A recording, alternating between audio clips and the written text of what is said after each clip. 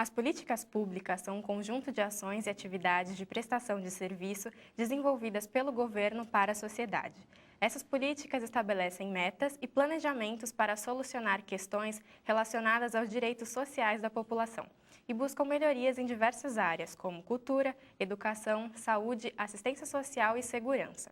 Hoje, recebemos o especialista em gestão pública Bruno Lopes Correia. Mestre em Ciências Sociais, ele vem ao programa para falar sobre o desenvolvimento de políticas públicas.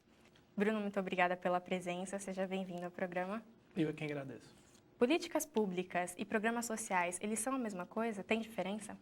Na verdade, a gente pode dizer que sim, né? São a mesma coisa, porque, na verdade, programas sociais é tudo aquilo que o Estado, né, na sua concepção, consegue implementar, né? Então, a organização em programas sociais nada mais do que é uma organização de políticas públicas, né?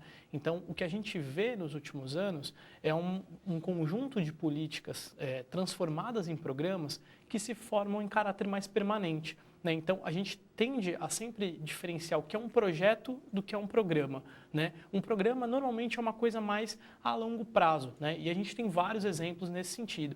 Então, partindo do pressuposto que política pública é o que o Estado executa, os programas sociais, com certeza, também são políticas públicas. E como que se dá o desenvolvimento de uma proposta até ser transformado em política pública? Essa é uma discussão bastante interessante, Carla.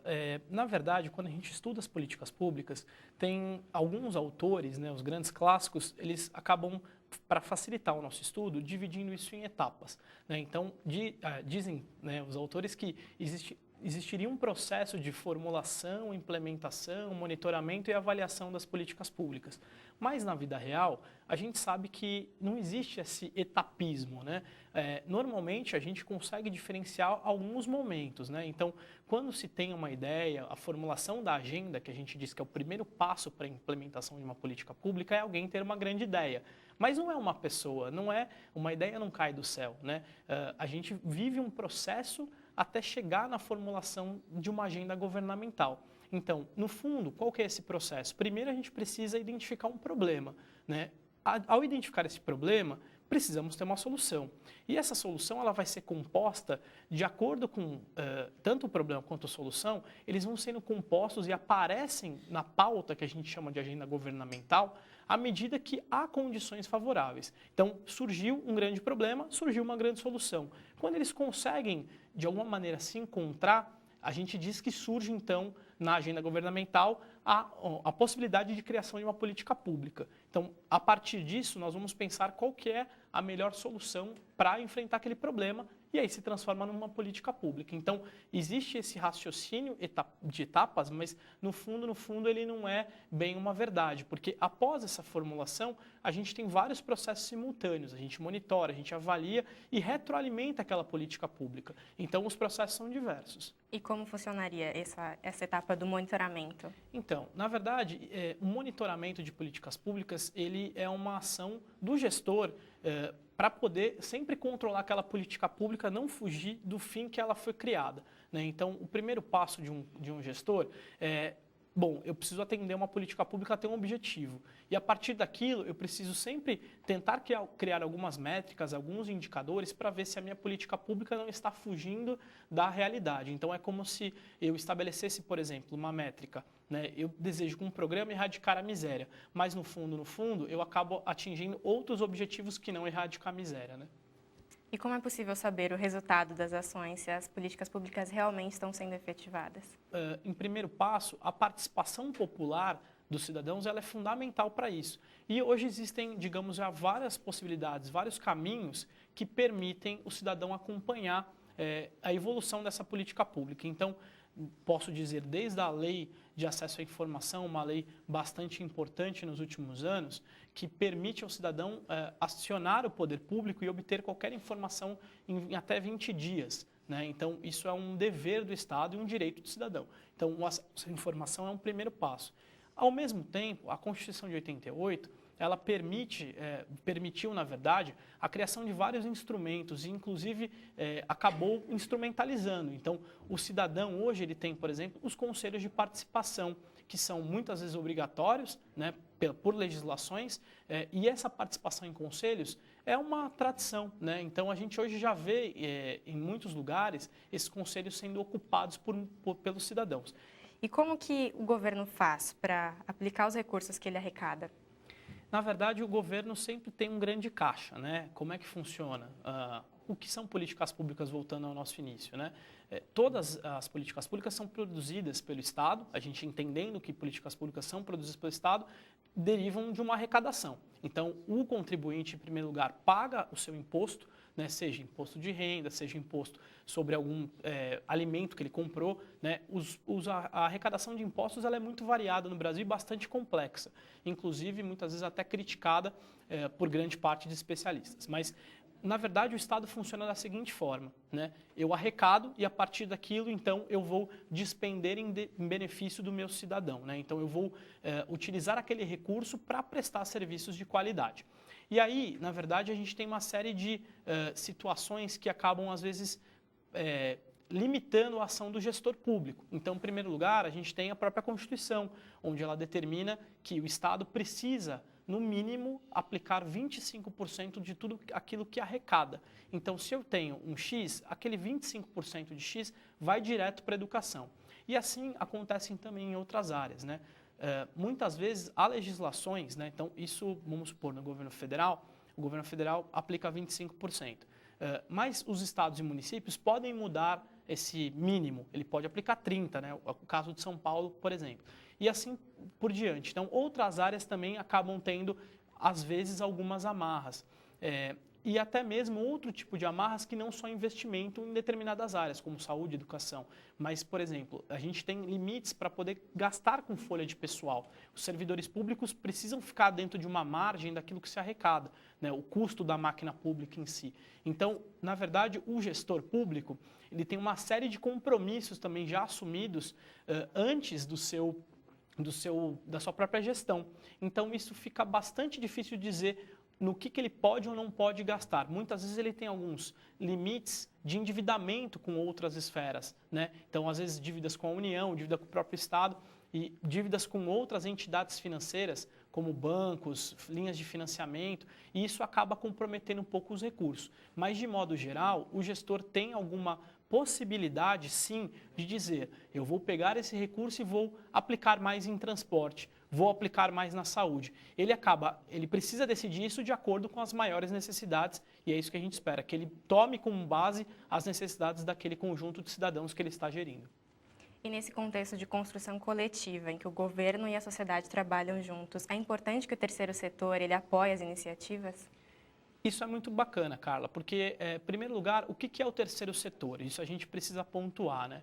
A gente chama de terceiro setor, primeiro setor é o Estado, né? Na nossa área a gente costuma dizer que o Estado é o primeiro setor, segundo são as empresas, o mercado privado e o terceiro setor surge. Então, quem é o terceiro setor? No fundo, é a própria sociedade civil organizada, né? Essa sociedade civil, ela se organiza em grupos, em associações, em movimentos que acabam se institucionalizando e virando o que a gente chama de ONGs, ou organizações não governamentais, que assumem diversas tipologias jurídicas, né? Diversas figuras jurídicas. Então, essas organizações não governamentais, elas muitas vezes acabam gerindo grandes equipamentos, grandes infraestruturas, né? Por quê? Elas firmam a parceria com governos, né? Então, com o poder executivo, e aí automaticamente assumem em troca de alguma remuneração, de algum contrato, convênio firmado, a possibilidade de gerir um equipamento. E, no fundo, acaba todo mundo ganhando. O Estado ganha porque ele não teria condições de executar aquele serviço, né, aquela política pública, porque o Estado tem uma limitação de servidores. O Estado não consegue, em caráter temporário, contratar muitas vezes e dispensar depois. Então, muitas vezes, a gente utiliza desse instrumento de parceria com a sociedade civil para poder executar políticas públicas. O que a gente chama hoje de organizações sociais. Hoje, muitos hospitais são geridos por organizações sociais, pela equipamentos de cultura, mas também é preciso pontuar que nem sempre o fato de ser gerido pela organização da sociedade civil, ele também deixa de ser menos crítico. Por quê? é uma dificuldade maior para o cidadão conseguir entender que aquilo está sendo gerido por um terceiro e não exatamente pelo poder público. Então, ao mesmo tempo que se tem um ganho, e é importante a participação do terceiro setor, é também, da mesma forma, super importante a compreensão do cidadão e da sua fiscalização. Porque, querendo ou não, o terceiro setor tem algumas possibilidades um pouquinho a mais, algumas flexibilidades que permitem um pouco mais de gestão livre. Então, isso acaba, às vezes, comprometendo também a qualidade. É preciso que o cidadão consiga também avaliar se aquele serviço prestado é de boa qualidade. Bruno, em quais situações é necessária a criação de uma política pública? Na verdade, a situação é sempre aquela que o Estado consiga compreender que o cidadão, né, e aquela sociedade precisam de um acompanhamento, precisam, de alguma maneira, de um serviço público.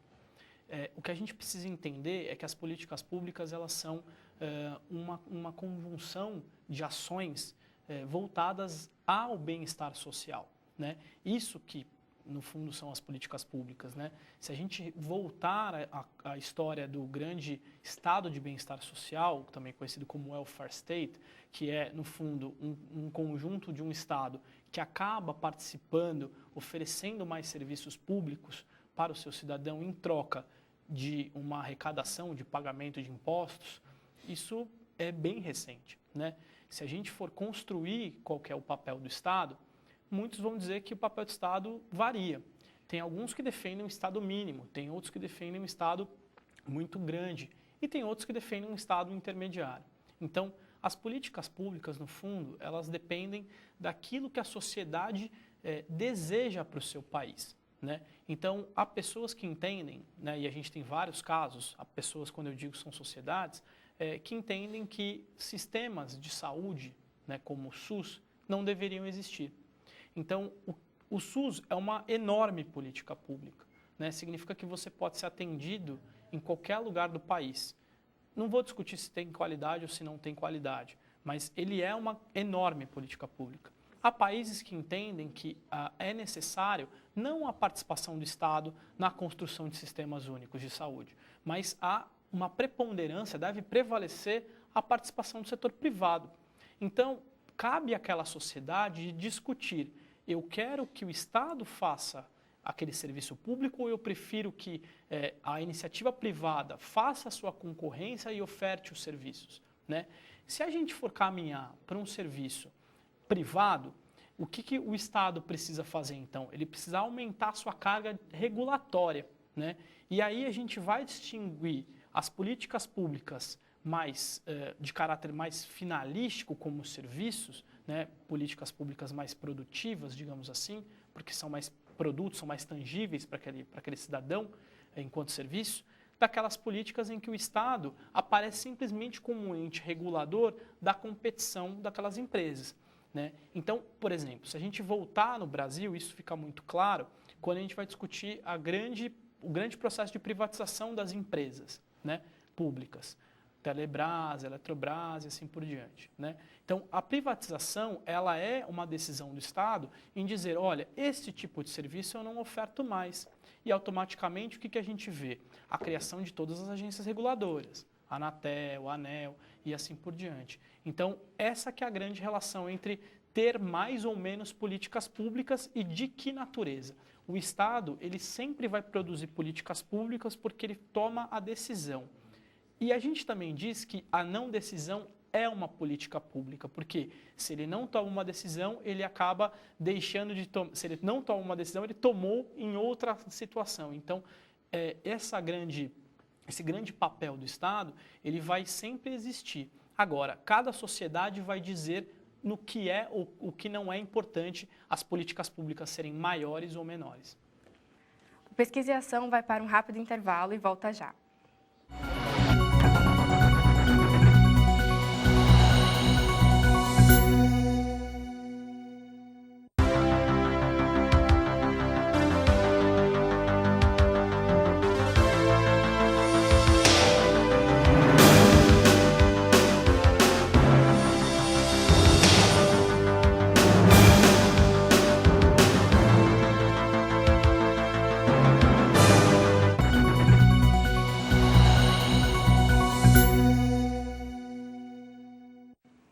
Estamos de volta com Pesquisa e Ação.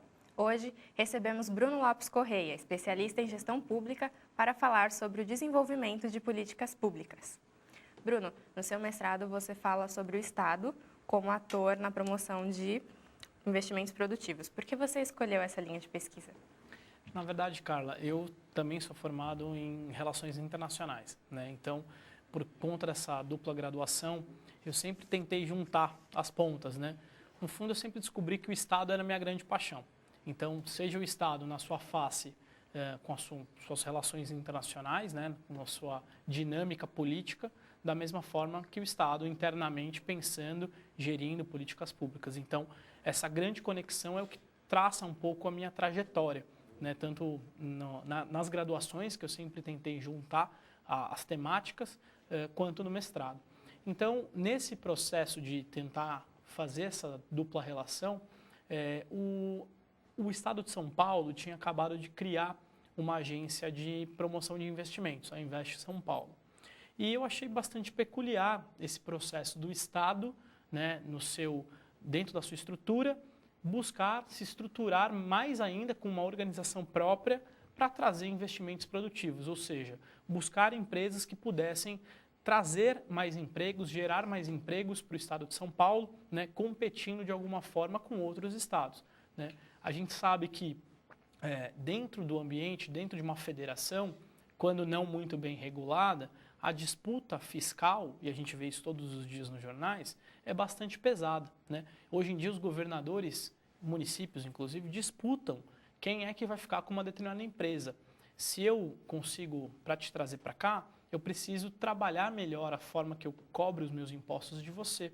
Então, dependendo do benefício que você vai me trazer, quantos empregos você vai me gerar, o que você vai trazer como parque industrial, isso se torna atrativo para o Estado, para que ele possa, então, dizer, eu vou abaixar os impostos, mas você vem para a minha região e não para a região do meu vizinho.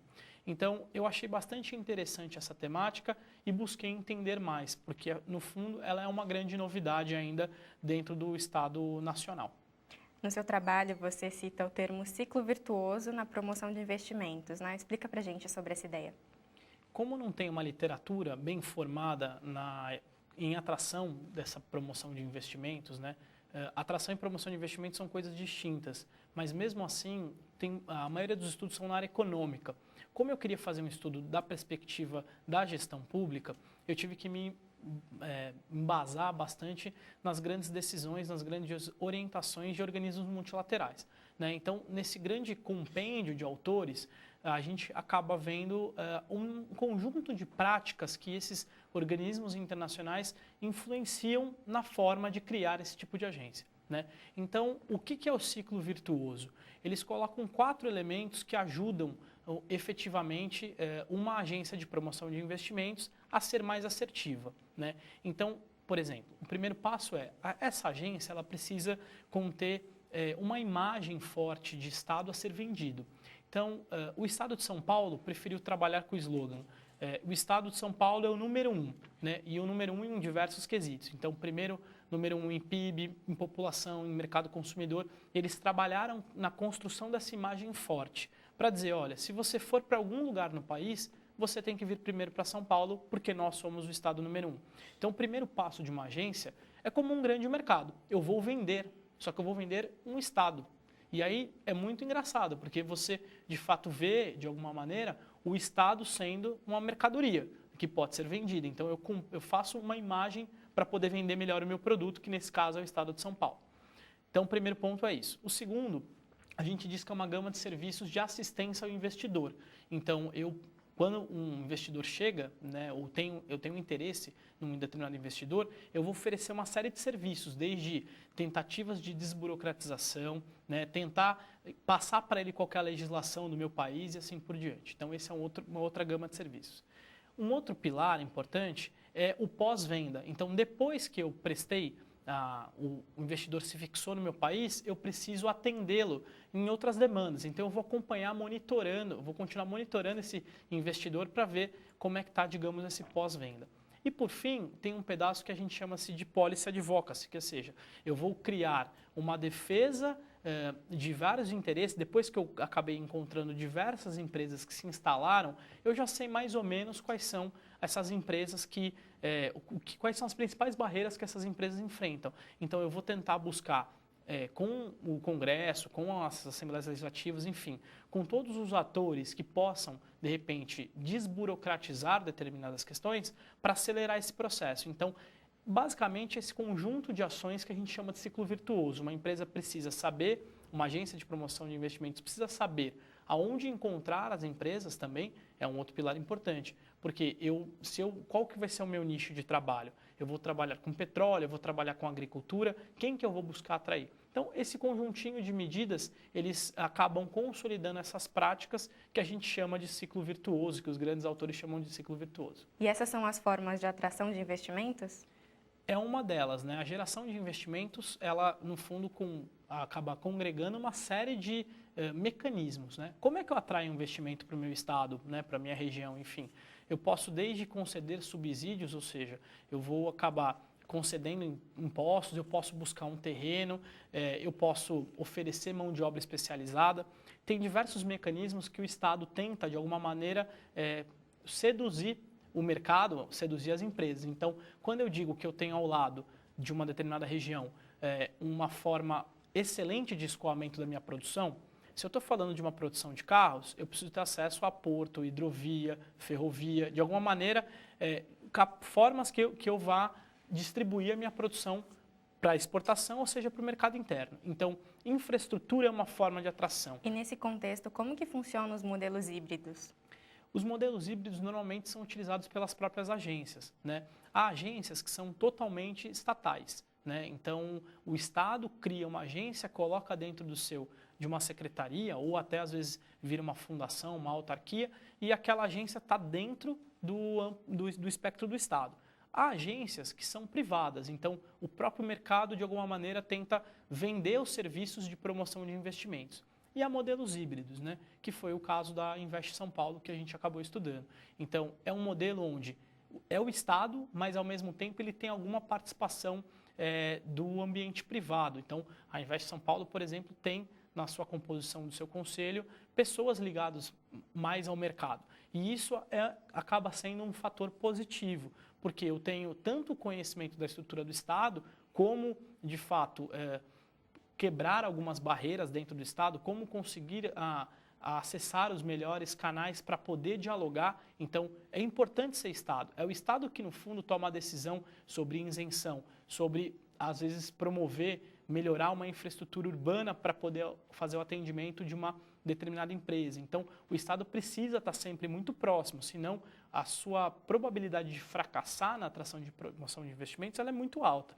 Por outro lado, é importante que o mercado também esteja presente, porque ele sabe o linguajar. O timing do mercado normalmente é um pouco diferente do timing da administração pública, isso é fato. Então, a gente precisa saber sempre falar as duas línguas. E acho que o modelo híbrido ele é bastante funcional. Bruno, no seu trabalho você afirma que o Brasil ele possui grande característica histórica e a forte atração de investimentos estrangeiros. Por que isso acontece? Isso não limita a autonomia do país? De alguma maneira, há essa discussão posta, né? A gente, quando diz que o Brasil tem um histórico forte de atração, se a gente voltar lá, em Juscelino Kubitschek, desde lá de 50, o Brasil construiu o seu parque industrial, de alguma maneira, com grandes incentivos, né, da atração de capitais estrangeiros, né? Então, naquele período, o capital estrangeiro ele era um forte aliado do capital nacional, que existia de alguma maneira já organizado no país, e também do próprio capital do Estado. Então, foi uma conjunção de fatores para que a grande indústria nacional pudesse se desenvolver aí ao longo da segunda metade do século passado. Então, tradicionalmente, o Brasil busca recursos fora. De alguma maneira, isso sim limita, porque há uma grande discussão entre o empresariado, né? O empresário brasileiro ele tem muito costume de dizer que o governo prioriza o capital internacional ao capital nacional, né? E isso, de alguma maneira, tem se tentado mudar, tentando com maiores linhas de créditos, né? Então, o BNDES, nos últimos anos, bastante forte, mesmo porque havia lastro financeiro para se trabalhar, e outras agências, de alguma maneira, que também, outros programas, outras linhas de créditos pró-empresa, né? Então, o desenvolvimento da indústria nacional, ela, querendo ou não, ela vai ser sempre dependente do financiamento bancário, porque os investimentos são volumosos. As empresas estrangeiras, quando são grandes conglomerados, elas acabam tendo seu próprio capital, né? Tem, de uma certa forma, seus próprios bancos. Elas têm lastro para investir em novos países. Então, de alguma maneira, o Brasil sempre buscou trazer essas empresas de renome para dentro do âmbito nacional. Bruno, muito obrigada pela sua participação aqui. Muito obrigado. O Pesquisa e Ação termina aqui. Obrigada pela companhia. Até mais.